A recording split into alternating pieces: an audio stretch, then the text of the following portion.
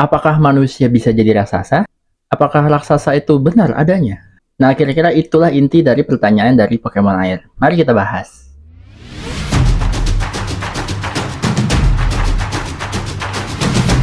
Alasan pertama, kenapa nggak mungkin ada manusia raksasa? Karena adanya hukum Square Cube Law. Hukum Square Cube Law itu apa sih? Hukum Square Cube Law atau dalam bahasa Indonesia disebut sebagai hukum persegi kubus itu menyatakan hubungan antara luas area dengan volumenya. Jadi intinya hukum ini mengatakan semakin besar suatu objek, maka rasio luas terhadap volumenya semakin kecil. Jadi makin besar satu objek, maka volumenya akan mengalahkan luas permukaannya. Intinya itu. Nah, kenapa ini penting, teman-teman? Karena ada hubungannya dengan metabolisme yang dilakukan oleh makhluk hidup. Metabolisme itu mengeluarkan panas, dan panas perlu dikeluarkan lewat permukaan tubuh, lewat kulit. Nah, kita bayangkan pakai contoh aja, pakai kubus. Misalnya, ada kubus nih, dengan panjang sisi 2 cm. Berarti luas permukaannya 6 kali S kuadrat 24 cm persegi. Dan volumenya itu S pangkat 3, berarti 2 kali 2 kali 2, 8 cm kubik. Luas permukaan kubus ini yang punya panjang sisi 2 cm itu lebih banyak dibandingkan dengan volume kubus ini, 8 cm kubik. Nah, kalau diibaratkan kubus ini dengan sel, berarti semakin kecil kubus ini, semakin kecil sel, maka luas permukaannya itu semakin besar, dan volumenya semakin kecil. Nah, sel ini menggunakan metode ini untuk apa? Untuk seefisien mungkin melepas panas ke luar tubuhnya. Jadi, makanya sel itu nggak gede-gede amat. Jadi, sel itu tidak berevolusi menjadi besar, karena apa? Untuk mengefisiensikan pembuangan panas. Jadi, dia mengecil.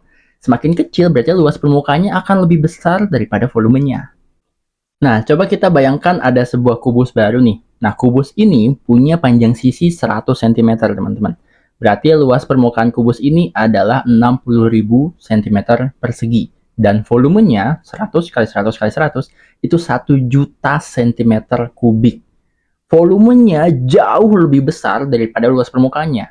Kalau ada sel yang punya segede ini, punya panjang sisi 100 cm, maka dia nggak akan bertahan hidup lama karena dia nggak bisa melepas panas dengan efisien. Panasnya akan mengumpul di dalam tubuhnya dan lama-lama akan membunuhnya. Nah, coba sekarang bayangkan ada makhluk hidup yang saking gedenya, luas permukaannya itu jauh kalah dibanding dengan volumenya. Maka ya, metabolisme dari makhluk itu akan terkumpul di dalam tubuhnya dan nggak bisa keluar dengan efisien keluar kulitnya. Yang ada malah meninggoy. Makanya evolusi makhluk hidup di bumi itu nggak mengarah ke ukuran yang terlalu masif. Jadi ukurannya yang biasa-biasa aja. Alasan selanjutnya kenapa manusia raksasa itu nggak mungkin, karena semakin besar makhluk hidup, maka dia akan butuh energi yang lebih besar untuk memaintain sel-selnya. Dan otomatis akan butuh makanan yang lebih banyak. Kalian pikir aja deh, manusia setiap hari itu butuh 1 hingga 1,5 kg makanan. Sedangkan kalau gajah itu butuh 100 hingga 250 kg makanan. Paus biru setiap hari itu butuh 2 sampai 4 ton makanan.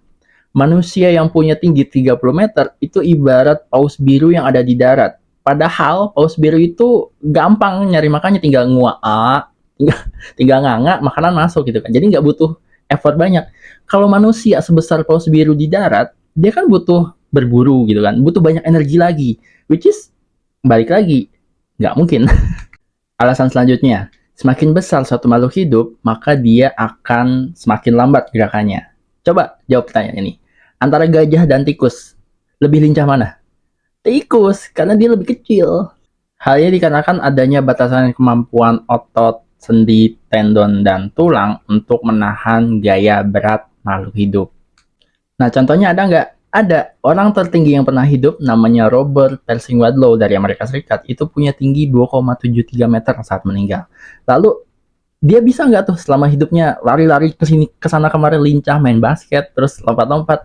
Nggak bisa, teman-teman. Ketika dia udah tua, dia malah butuh tongkat. Karena apa? Karena berat tubuhnya itu mencapai 220 kg. Dengan tinggi 2,73 meter dan berat 220 kg, karena tadi Square Cube Law, maka dia tuh pas udah gede, dia nggak bisa lari-lari. Kalau lari, tulangnya patah. Jadi dia jalan juga pakai tongkat gitu, dan nggak seimbang, susah banget buat seimbang karena dia berjalan dengan 2 kaki. Lalu muncul pertanyaan, dinosaurus bisa tuh segede itu, segede gaban? Bisa, karena dinosaurus itu butuh jutaan tahun untuk berevolusi menyesuaikan bentuk tubuhnya. Kalau kalian perhatiin bentuk dinosaurus yang punya kaki 4, dia tuh berevolusi memanjangkan lehernya dan memanjangkan ekornya. Supaya apa? Supaya luas permukaan tubuhnya itu tidak kalah dari volumenya. Dan juga kalau kalian perhatiin, fosil dinosaurus leher panjang ataupun yang karnivora yang 2 kaki, itu punya rongga di dalamnya. Karena apa? Untuk meminimalisir berat berlebihan.